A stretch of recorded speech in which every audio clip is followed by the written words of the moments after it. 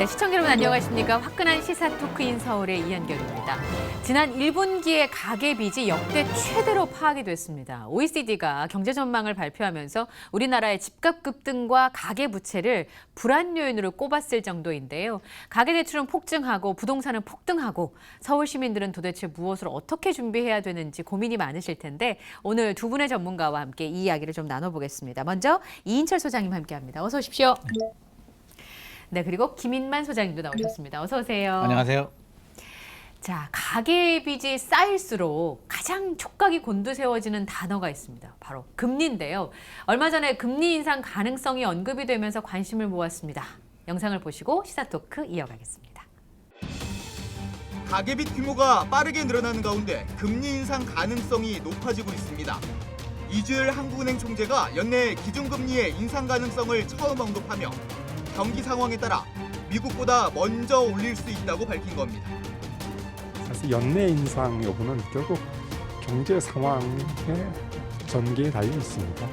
그야말로 적절한 시점에 서두르지 않아야 되겠지만 또 늦지는 않아야 되는 그런 어려움에 처해 있는 게 사실입니다.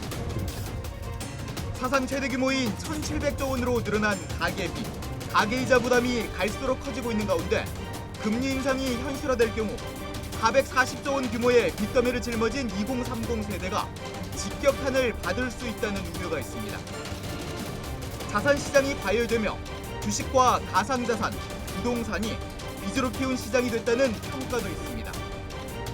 역대 최대 기록을 갈아치우는 가계빚 현황을 알아보며 빚토와 영끌에 지친 서울 시민의 경제 생활에 빚 폭탄이 절망의 그림자가 되지 않을 방법은 없을지 화끈한 시사 토크인 서울에서 분석합니다. 한국은행에 따르면 지난 1분기를 기준으로 했을 때 우리나라의 가계 신용 잔액이 약 1,765조 원이라고 합니다. 이제 그만큼 가계 빚이 많다라는 건데요.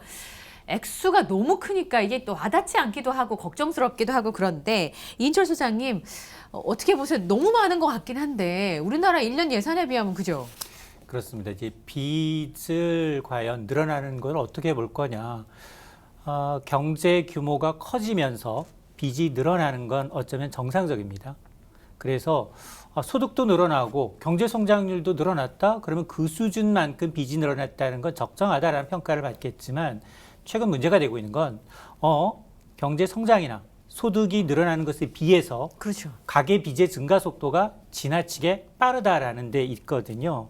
국제적으로 보면 가계 빚이 적정 규모를 국가 경제 GDP 대비 80% 수준 80%를 이제 적정하다. 그 정도면 뭐 관리 가능하다라고 보는데 우리나라는 어느 정도일까요? 어느 정도 나잖아요? 우리나라는 100%를 넘어섰습니다. 아, 그러니까 우리나라 1년 총생산만큼의 빚이라는 거예요? 그렇습니다. 예. 우리나라 모든 국민이 국내에서 1년 동안 생산하는 걸 다 온전히 가계빚으로 원금을 물어도 이제 그 1년을 넘어서는 규모로 굉장히 팽창해졌다라는 거죠. 자, 그러다 보니까 이 부채 증가 속도를 놓고 보면 우리가 2008년 이후 글로벌 금융위기 이후 굉장히 빠른 속도로 진행이 되고 있다. 네. 더 큰 문제는 뭐냐? 단기 부채가 많아. 단기 부채라는 건 뭐냐? 1년 이내에 갚아야 되는 돈들.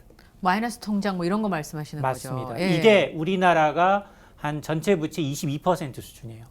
아, 5분의 1이 그런 부채라는 거는 1, 2년 내에 금리가 뭐 오르거나 하면 큰일 나는 집들이 많다는 얘기잖아요. 그렇습니다. 예. 당장 다른 쓰임을 좀 줄여야만 하는 그런 이제 가정들이 많다는 얘기인데 선진국들이 굉장히 낮아요. 한 자릿수인데도 있습니다. 예를 든다면 프랑스는 2.3%. 아, 우리가 그러면 10배나 많은 거네요. 그렇습니다. 독일이 3.2%. 영국이 11% 수준이에요. 자, 그러다 보니까 이게 좀 부채 질 측면에서도 조금 우려스럽다라는 겁니다. 네. 근데 김만 소장님, 뭐 네. 빚이 때로는 자산이라고 분류하기도 하잖아요. 네네. 돈 많이 버시는 분들은 빚이 자산이어서 그걸 가지고 돈을 번다 이런 얘기도 하시는데 네. 문제는 아까 말씀하신 것처럼 왜 이렇게 짧은 기간에 네. 그리고 아주 단기로 대출받은 금액들이 늘어났는가 이유가 있을 거 아니에요. 왜 이렇게 빚이 많습니까 우리? 제가 부동산을 하고 있지만 아무래도 부동산 영향이라고 밖에는 말씀을 드릴 수밖에 없을 것 같습니다. 이게 우리 이인철 소장님께서도 말씀하셨듯이 뭐 경제 규모가 커진다든지 소득이 네. 늘어나서 빚이 늘어나는 거야 정상적인 흐름인데 최근에 보면 우리 경제가 지표를 보더라도 체감도 안 좋고요. 지표를 보더라도 좋지가 않음에도 불구하고 가계부채가 단기적으로 어차피 계속 늘어났는데 집값이 올라가는 만큼 이제 대출은 늘어나는데도 불구하고 더 많이 늘어났다는 것이거든요. 그렇다면 우리가 담보대출을 받는다면 집값이 올라가는 만큼 또 그만큼 늘어나는 대출이 거니까. 늘어나죠. 늘어나는데 최근의 형태를 보면 굳이 집 구입을 안 하셔도 되는 2030 세대들 어떻게 보면 돈이 없잖아요. 그러면 보통 우리 주택 구매 연령이 40에서 한 69세, 그렇죠. 59세, 69세 예. 정도 되거든요. 그러면 30대 때 전세 살면서 월세 살면서 돈 모아서 이제 내 집 마련을 해야 되는데 40 넘어가서 최근의 양상은 뭐냐면 불안하니까 우리 포모 현상이라고 하잖아요. 미싱 아웃 될 것 같은 그런 공포감, 상대적인 뭐 박탈감 이런 것 때문에 지금 안 사셔도 되는 분들까지 미래 10년 후에 사셔도 되는 분들까지 이제 무리하게 사게 되는데 네. 돈이 부족하잖아요. 네. 그러다 보니까 담보대출 한 40% 50% 받죠. 부족하니까 신용대출을 또 받습니다. 아까 소장님께서 말씀하셨듯이 단기대출이라는 게 주로 신용대출인데 최근에 집 사는 분들 보면 신용대출을 굉장히 무리해서 받아요. 예비 부부 같으면 각각 1억 원씩 이렇게 또 받거든요. 네. 게다가 부모님한테 또 빌립니다. 그래서 부모님도 돈이 많아서 도와줘도 되겠지만 부모님도 또 담보대출이나 신용대출을 통해서 그렇죠. 또 빌려주거든요. 집이나. 네. 결국에는 최근에 집값 상승, 거래량 증가가 이 단기대출 증가로 맞물리게 되면서 굉장히 우려스럽죠. 이게 바람직하지 않은 현상이거든요.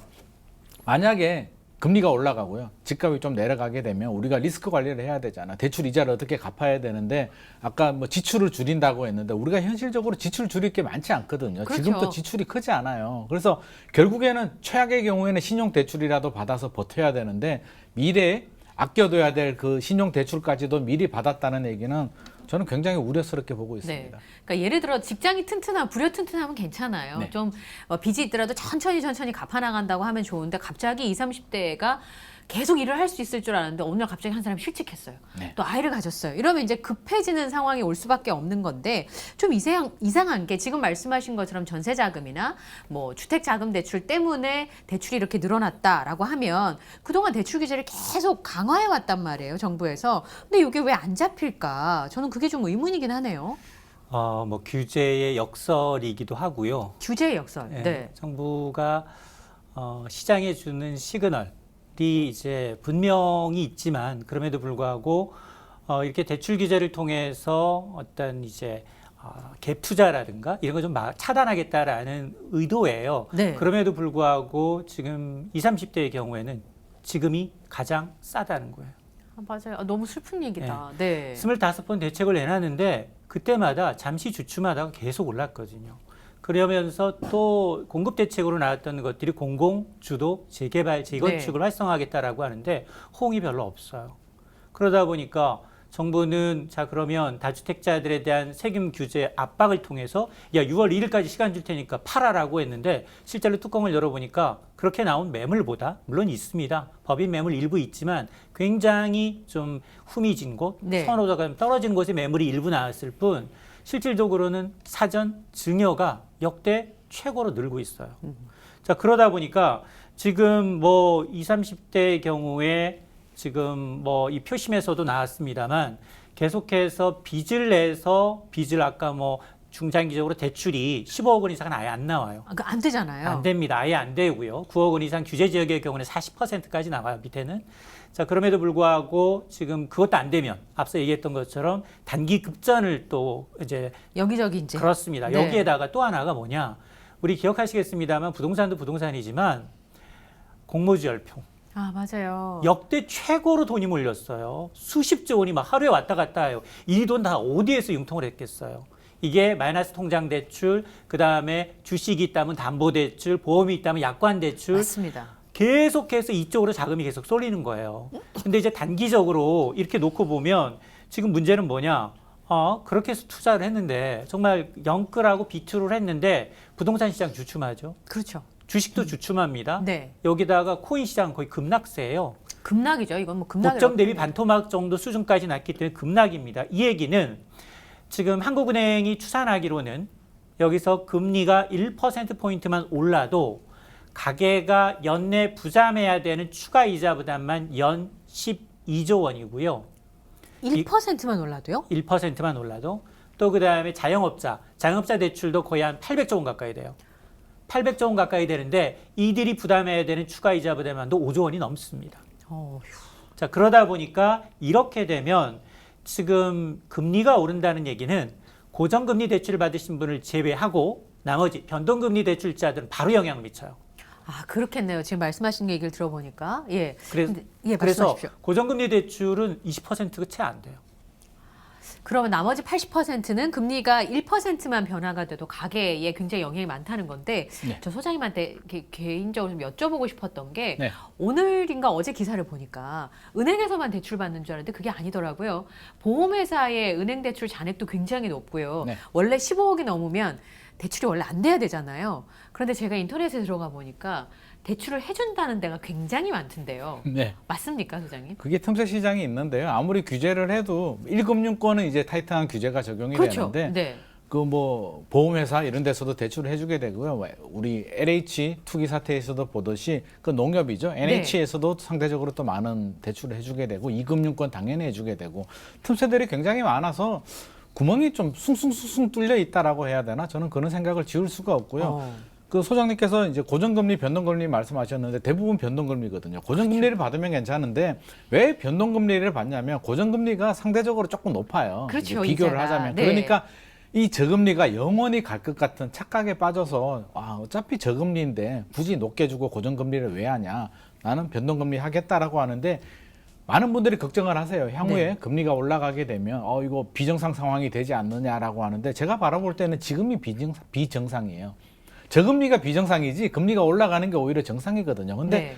우리가 지금 이 비정상 상황에 너무 이렇게 취해져 있다. 우리 2008년도 글로벌 금융위기 이후에 저금리 기조가 계속 이어졌잖아요. 한 2017년, 18년 꽤 됐죠. 잠깐 오르다가 코로나 생기면서 다시 또 제로금리가 됐는데 우리 특히 젊은 세대들은 고금리를 경험해 본 적이 없어요. 그냥 고금리 시절은 그냥 열심히 공부하던 시절이고 맞아요. 직장 취직해서 일할 때에는 저금리 시대에 부동산 오르고 주식 오르는 시대만 경험해서 떨어지는 거에 대한 그 충격에 대한 준비가 전혀 되어 있지 않거든요.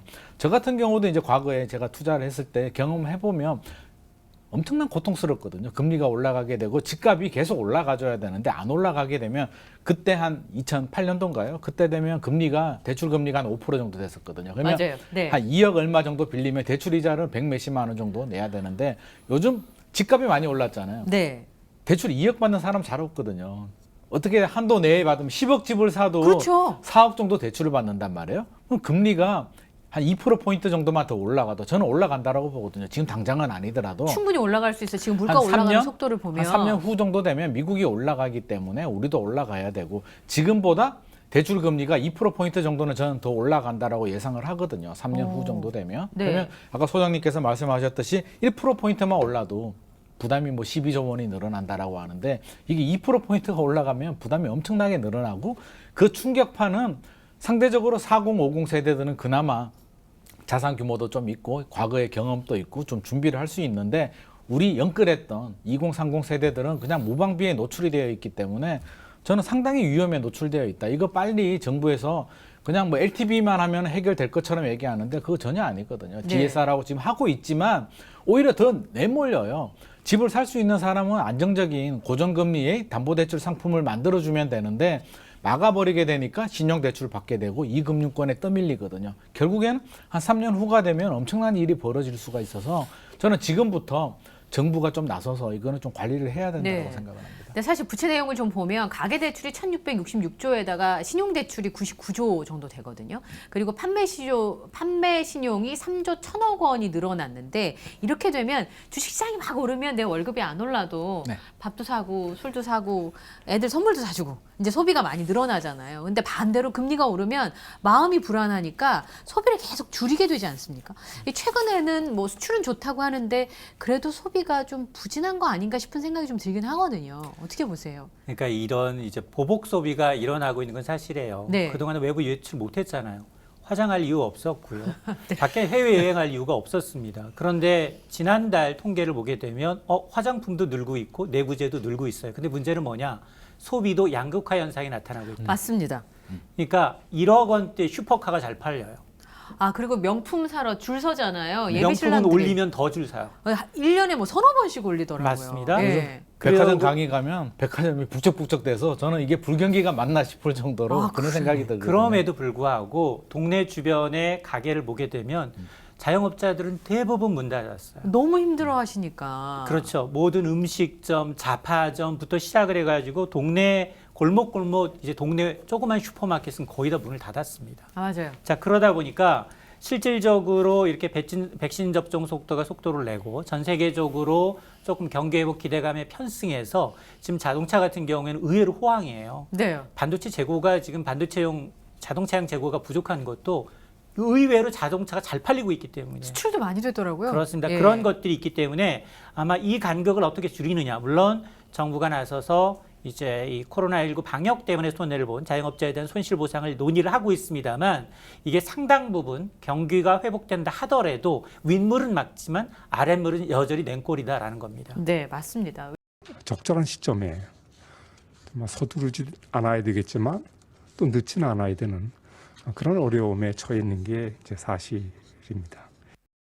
왜냐하면 이 고용 상황을 보면 쭉 그 할 수 있는 정규직보다는 비정규직이나 임시직 고용들이 많다 보니까 이 어쨌든 돈이 좀 부족하신 분들이 훨씬 더 힘든 상황을 겪게 될 수밖에 없는데요. 이제 문제가 되는 건 금리 인상입니다. 이제 얼마나 올릴 것인가가 문제인데 지금까지 금리를 8번 동결을 했는데요. 지난달에 미국에서 계속 뭐 금리 인상 얘기가 나오더니 이주열 한국은행 총재가 저게 무슨 말이 늦지도 않게 빠르지도 않게 적절한 시기에 참 어렵긴 한데 금리가 인상되면 신호가 있나요? 그 늦지도 않고 빠르지도 않은 시기에 대한? 아, 이게 말이 참 모호한데요. 늦지도 않고 빠르지도 않는다는 게 그래서 언제라는 건지 좀 말씀을 알 수가 해주시면 없다는. 좋을 것 근데 같은데. 오르긴 올릴 것 같아요. 느낌은. 시그널을 준 거는 분명한 사실입니다. 제가 아. 바라볼 때는 경고를 줬다라고 생각을 하고요. 네. 지금 갑자기 올려버리게 되면 시장의 충격이 굉장히 크게 되잖아요. 그렇죠. 그래서 하반기에 올릴 테니까 너희들 준비하고 있어. 나 올린다. 네. 충격 먹지 마. 네. 물론 충격을 먹겠죠. 그래도 갑자기 때리는 것보다는 또 완화될 수 있기 때문에 저는 경고를 줬다라고 생각을 하고요. 미국도 지금 경고를 주고 있잖아요. 계속 얘기가 나온다는 얘기는 임박했다는 얘기고요. 이주열 총재님께서 심심해가지고 갑자기 경고 줄 리는 없잖아요. 아, 내부적으로 그럼요. 충분히 협의를 해서 내린 결정이기 때문에 저는 8월에 할까, 9월에 할까, 10월에 할까를 지금 고민하고 계시는 거지. 이제 올리겠다라고는 정해진 것 같거든요. 그렇게 임박했다.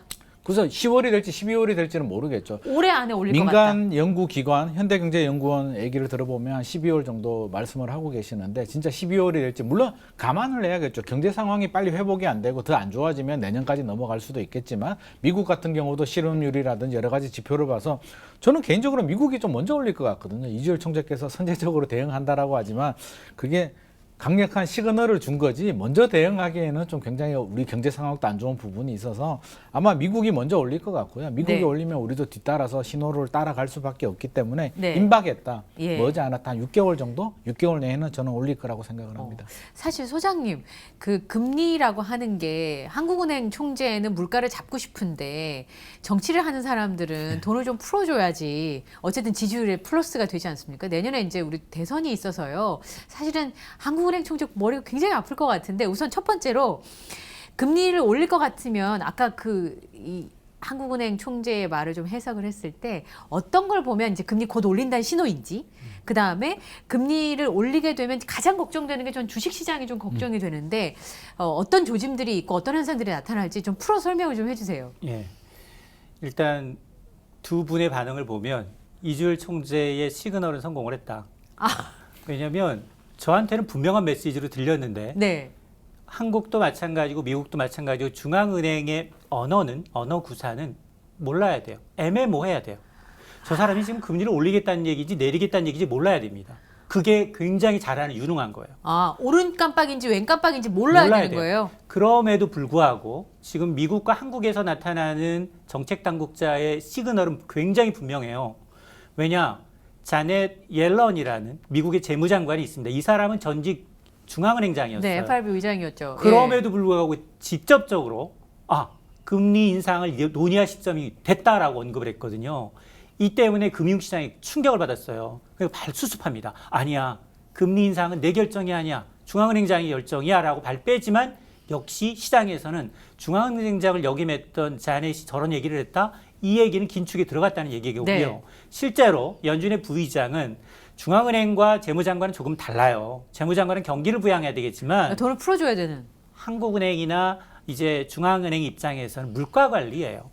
물가가 굉장히 중요한데 우리나라 물가도 지난달에 거의 뭐 3년 8개월 만에 최고치예요. 2.3%나 올랐습니다. 미국은 더 심해요. 4% 넘게 올랐어요. 물가가. 그러면서 13년 만에 최고예요. 네. 지금 모든 원자재 다 오르고 있고요. 식자재 가격 오르고 있습니다. 여기다가 자산시장 굉장히 불안해요. 부동산도 외국에 굉장히 많이 올랐더라고요. 그렇습니다. 그러다 보니까 이제 자산 매입 축소, 테이퍼링이라고 하는 지금까지 돈 풀던 규모를 조금씩 줄이는 시점에 대해서 네. 6월부터 미국 중앙은행은 논의하겠다는 겁니다. 그러면 근데 여기서 굉장히 파격적인 건 네. 이재열 총재 가운데 저는 지금까지 뭐 경제부 기자나 20년 이상 해왔지만 지금 미국보다 앞서서 한국은행이 금리를 내리거나 올린 적이 한 번도 없습니다. 그렇죠. 한 번도 없어요. 네. 그럼에도 불구하고 이번만큼은 아니다. 네. 미국보다 선제적으로 금리를 올릴 수도 있다는 걸 시사했어. 이 얘기는 뭐냐? 지금 금리 인상을 서둘러도 안 되겠지만 자칫 지연했을 때 부작용이 우리나라도 만만치 않다라고 판단하고 있다는 거예요. 네. 그러면 미국 중앙은행은 2023년까지 금리 올릴 생각이 없어요. 네. 그럼에도 불구하고 시중금리는 계속 오르고 있어요. 그건 어디서 나타날 수 있냐? 미국의 장기 국채 수익률이 점진적으로 올라가고 있어요. 그거는 미국 달러화가 강세를 보이고 있다는 얘기는 전 세계적인 다른국 통화는 약세라는 거고요. 그러면 구태여 미국 달러화에서 이자 더 주는데 외국에 투자할 이유가 없는 그렇죠. 거예요. 위험하기도 한 신흥국에 투자할 이유가 그렇습니다. 없게 되는 그러다 거죠. 보니 지금 브라질, 러시아는 금리 올리고 있어요. 어쩔 수 미국으로 없이. 돈이 회귀할까봐. 그렇죠. 그러니까 그런 측면에서 우리도 미국에 따라오르는 게 아니라 선제적인 측면에서 올릴 필요도 있다라고 이제 언급을 했지. 실질적으로 뭐 미국보다도 앞서서 올릴 거냐? 이 부분은 미지수예요. 누구도 가보지 않은 길이에요. 예, 요즘에 많이 나온 용어 중에 하나가 테이퍼링이거든요. 그게 무슨 뜻이에요? 지금 미국은 매달 연준이 1,200억 달러에 달하는 채권을 풀면서 시중에 유동성을 공급하고 있어요. 네. 자, 이 돈 푸는 속도를 조절하겠다는 겁니다. 이번 달은 1,200달러지, 다음 달은 1,000억 달러. 순차적으로 하다가 제로까지. 그다음 돈도 안 풀겠다는 거예요. 이게 긴축의 시그널.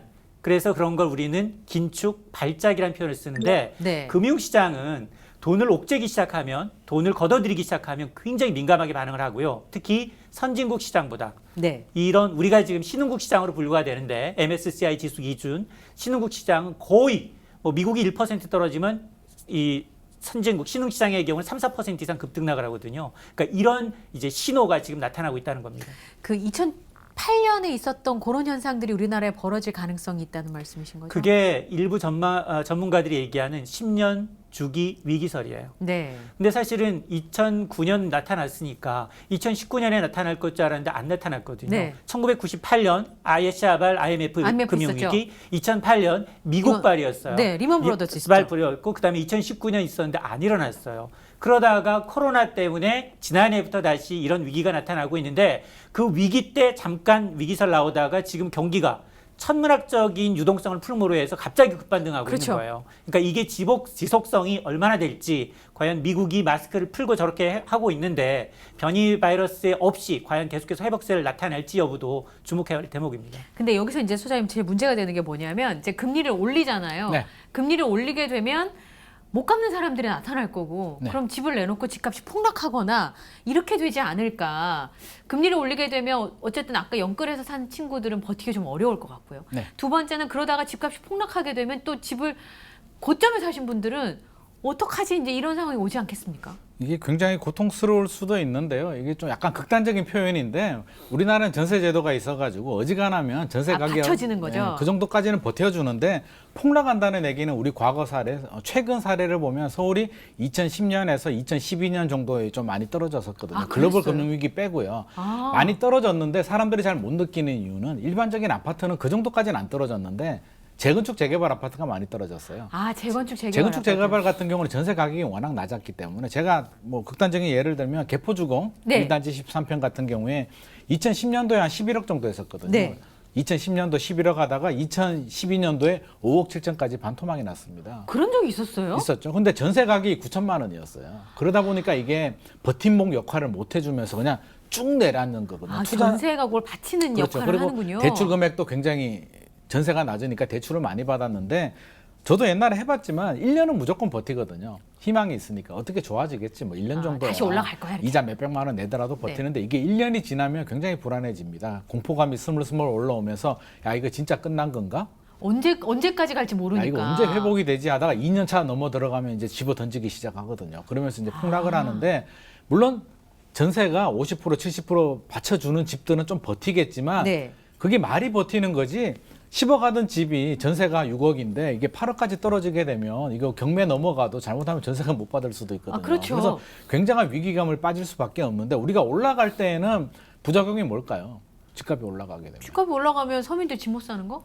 집 못 사는 거, 뭐 네. 상대적인 박탈감 이 정도지만 집값이 떨어지게 되면 우리 경제에 미치는 충격은 상상 불허거든요. 네. 우리 정부가 아마 나서서 집값이 만약에 폭락하게 되면 저는 우리 정부 여당이 제일 먼저 규제를 풀 수밖에 없는 상황이 발생하리라고 봐요. 그래서 그런 상황이 안 생겨야 되는데 물론 지금은 유동성이 너무 많아가지고 지금 당장 그런 일이 생긴다는 건 아니에요. 그래서 이 유동성이 언제 이제 서서히 빠지느냐의 문제인데 미국도 그렇고요. 우리나라 네. 한국은행 총재도 그렇고 지금 시그널을 주고 있단 말이에요. 그러면 네. 금리를 올리면 저는 한 3년 정도 올릴 거라고 보거든요. 1년에 한 1%포인트씩. 어. 한 번 올릴 때 처음에는 0.25 정도 올리겠지만 그렇죠.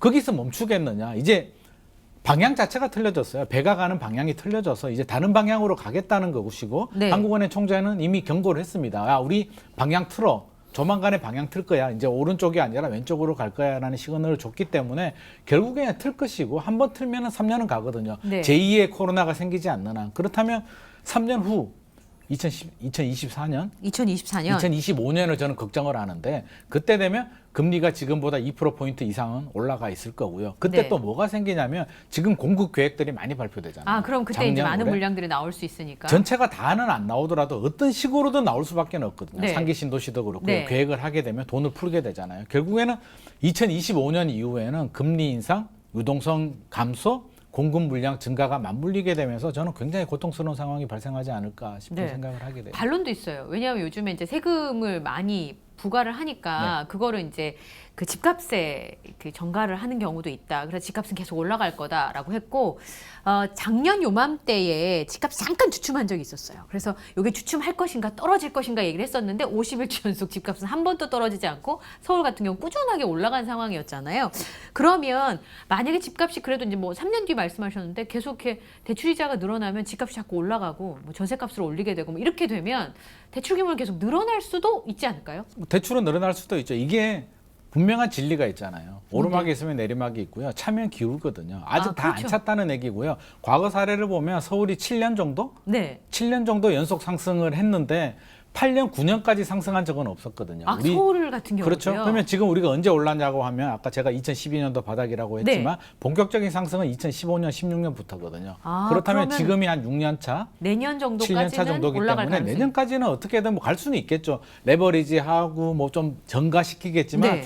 증가시키는 것도 한계가 있는 거죠. 계속 증가시킬 수는 없거든요. 시장이 감내할 수 있는 수준이 있는데 네. 어느 적정 수준이 되면 이 균형추가 무너지게 되면서 계속 상승은 어렵다라고 봐요. 그러면 오를 때 그냥 오르느냐. 우리가 자 깜빡깜빡해서 그렇지 파리 대책 2017년도 네. 파리 대책 발표되고도 뭐 한 달 정도 주춤했었고요. 2018년 9.13 대책 나오면서는 한 6개월 정도 주춤했었거든요. 그래서 주춤하다 오르고가 반복이 되다 보니까 이제 익숙해져 가지고 계속 오른다라는 착각을 하고 있는데 내릴 때도 물론 이렇게 곤두박질 치지는 않겠지만 그런 현상이 발생한다는 거죠. 올랐다가 주춤하다가 좀 내리고. 떨어지고 주춤하다 떨어지다가 그게 3년 정도 지나게 되면 집어 던지는 현상이 발생하기 때문에 아직은 시간이 좀 필요하겠지만 3년 이상의 시간이 남아 있겠지만 이게 그냥 넉놓고 있기에는 굉장히 불안하다. 지금부터라도 연착륙을 하기 위한 준비는 저는 해야 된다고 생각을 합니다. 되게 중요한 말씀인 것 같아요. 그러니까 주춤주춤 하겠지만 한 3년 정도 시간이 있을 것으로 예상이 되니까 네. 그 기간 동안 내가 감당할 수 있는 수준으로 준비를 해야 된다는 건데 문제는 이 가계부채나 빚더미에 갇히지 않기 위해서 내가 나를 지키는 것도 참 중요하잖아요. 맞습니다. 예, 뭐 지금 김인만 소장님의 예측이 다 정확하다라고 말씀드릴 수는 없습니다만 그래도 한 3년 정도 우리한테 시간이 있고 사실 어젠가 책 제목을 하나 봤는데 이 집값을 이길 수 없다. 정치는 집값을 이길 수 없다. 뭐 권력은 집값을 이길 수 없다. 뭐 이런 얘기들이 있더라고요. 내년에 이제 선거도 있고 하니까 조금 시간이 있다면 가계빚의 출구 전략 어떻게 좀 짜면 좋을까요? 지금 1분기 기준 1,765조의 석 달 만의 증가폭을 보면 38조 원이에요. 38조인데 20조가 주택담보대출, 14조가 기타 신용대출. 아, 그렇게 예. 많습니까? 근데 사실은 주택대출은 이미 집값의 40% 수준으로 대출을 굉장히 강력하게 해놨기 때문에 과거 리만 브러더스 말 그때는 100% 넘게 해줬어요. 집값을. 맞아요. 네. 그러니까 그런 정도의 시스템적인 리스크는 없다예요.